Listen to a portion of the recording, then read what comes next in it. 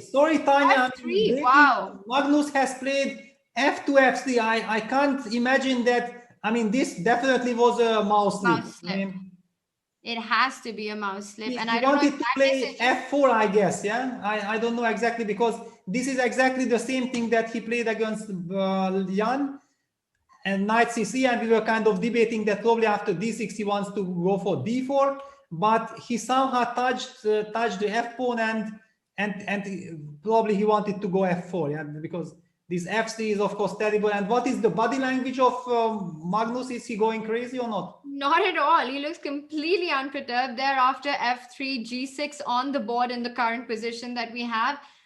Magnus continues to do what he does, munching on food, and absolutely no show of emotion that f3 was a bungle up. Maybe he just continues knight ge2, but then the point is that after bishop g7, it's not so easy for white to get d4. Or does he go d4 anyway? Yeah, well, I don't know. I just, to be honest, cannot really concentrate on the position, because it's like, you know, the pawn is on f3. It doesn't belong there in this structure. I mean, let us get back there, and then to understand that, yeah, if basically we would be talking about what kind of moves could really spoil white's position, one of the moves, you know, that I would have mentioned, that, yeah, just never go f2, f3 in this position, because then where you're going to put your knight on g1. So, you know, yes, f3 happened. Maybe Magnus is already knowing that, you know, this is part of the online business. Sometimes it happens, and if it happens, then you have to live with it. If it would have happened to me, I know that I would be, you know, shaking my head. I would be just now completely be out of my mind. But maybe Magnus already takes it philosophical. I mean, we have seen all kinds of craziness happen already, but definitely I don't want to be in his shoes with this pawn on f3 now, right now.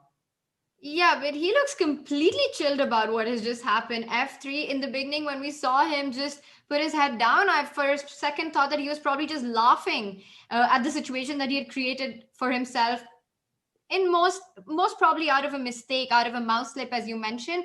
But it's none of that. He's just having a little snack right now. Looks completely as if nothing has happened. The pawn on f3 doesn't bother him at all. At least that's the body language we're getting. And that also to play against a player like Maxime, who's in Haidar expert. The bishop goes to g7 as well, as we were talking about it. Now, once again, Magnus just busy eating. Yes, I mean, okay, this is just absolutely crazy. I mean, okay, what on earth is happening? I mean, and what, you know, I feel even more crazy. I don't know what is happening with our engine bar. I mean, is our engine bar also going crazy, or he just loves mouse slips, or he gives some bonuses for mouse slips and still keeping the position intact, you know, because that's also kind of an art. I'm just completely perplexed that engine bar is saying that white is having everything under control. You know, it's unbelievable.